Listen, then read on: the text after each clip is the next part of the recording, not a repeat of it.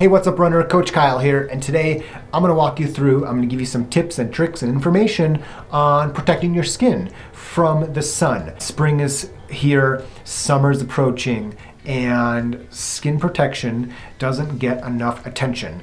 But it's not just, in a way, sunburn is a running injury if you get it while out running, but it is one that could kill you. It's one that could be very dangerous. And so I'm gonna walk you through some myths, some information that I bet you've never heard, and I hope that you come out of this as I did, as I researched this video. I hope you come out of it being more attentive to, being more willing to use proper skin protection, whether it's sunscreen, whether it's gear, whether it's going out in the morning when the sun is down or lower in the sky. It's one of those things that you don't get, it's not 10 years from now and you're like, oh, I'm really glad I didn't get that skin cancer.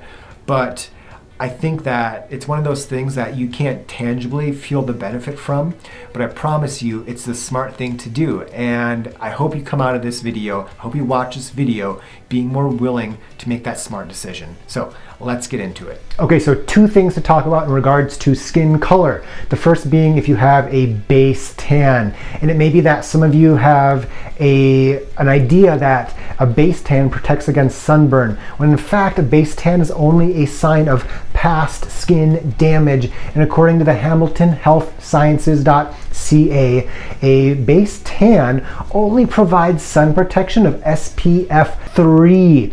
Basically zero, nothing. And so a base tan is not protective. It's just a sign that your skin has already been damaged. And if you're a darker skinned person, be aware of that while having darker pigment might slightly protect your skin against damage, this is interesting, according to a study of nearly 100,000 patients diagnosed with cutaneous melanoma as their primary cancer from 1992 to 2009 for stage 1 and stage 3, people with black skin actually had a significantly lower survival rate and increased hazard ratio compared to people with white skin or pale skin. So obviously there's more going on here than just the color of your skin. Factors such as lack of awareness for risks or symptoms, medical bias,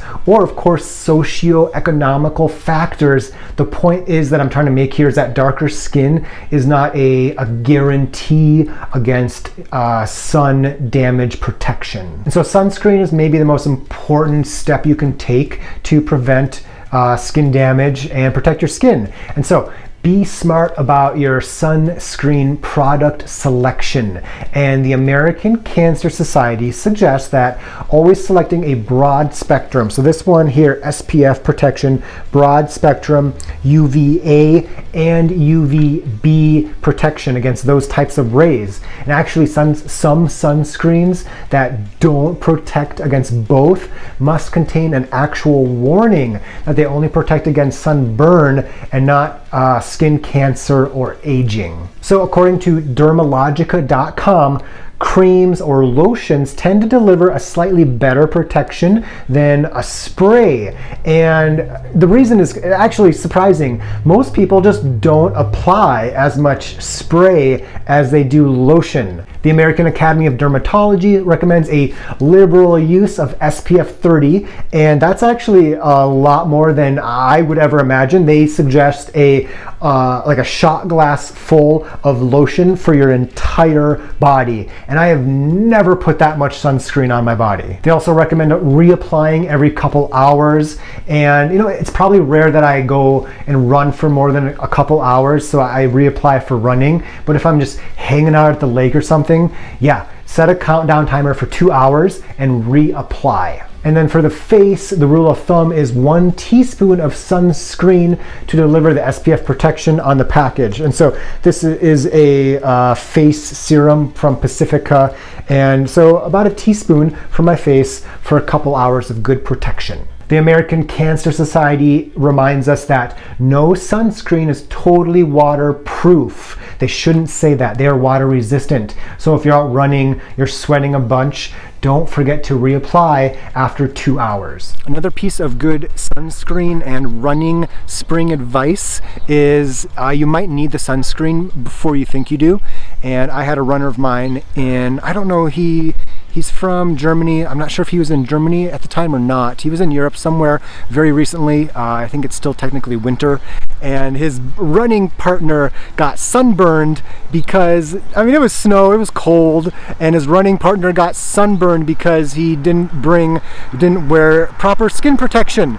And it's just the time of the year when you don't think you would need it, but that's when you might need it the most. And now his partner, his running buddy, has a sunburn, and it is February. So, you know, be aware that you might need it before you think you need it. The SPF numbers can be a little misunderstood as well. So SPF 30 protects your skin from about 97% of the UV rays coming from the sun. Now SPF 50 isn't twice as good. SPF 30 is about 97%.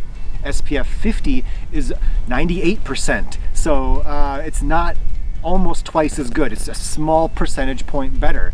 And also keep in mind that a higher SPF doesn't necessarily mean that it will last longer. Like I just explained, it protects a little bit better, but it doesn't last longer. It doesn't mean that if you have an SPF 50 sunscreen, you can apply it less frequently or reapply it less frequently. So what sunscreen should you buy? I've used 2 different brands successfully. Pacifica is a really good vegan, cruelty-free company for a variety of products. Check them out. We used their sunscreen successfully in Costa Rica. Just did the job. And I was also sent some care package from this company, Kinese, I'm not sure, and it's broad spectrum, oil free, it's clear, 80 minutes water sweat resistant. And so one thing to keep in mind is that the spray often doesn't do quite as good of a job as a cream. And the reason is actually just because you're more inclined to put more cream on than spray. You know, you get a spray, you might go like this. You get some cream, and so the cream just does a better job sometimes because it you just put more on. So be aware that if you are using a spray, maybe do a better job of putting spray it on and then rub it in versus like that. It's just going to be more effective. Now another tool besides sunscreen, besides lotion or spray that you can use to protect your skin is clothing. You can buy hats with the cloth flap behind it. Like my runners that have done bad water have these. Because you're running bad water, Death Valley, you can't just rely on sunscreen or sun lotion. So wearing some white caps, some sleeves that are meant to protect your skin can be a nice option. And I find that they don't really make you that much hotter in these warmer conditions, but they do a great job of protecting your skin. Frankly put, if you're not wearing sunscreen or sun protection for those midday, especially midday runs, you got to get over yourself. You got to wear sunscreen. It's frankly stupid if you don't. And I've been dumb in the past. I've grown out of it. And if you're making that mistake, you can grow out of it too.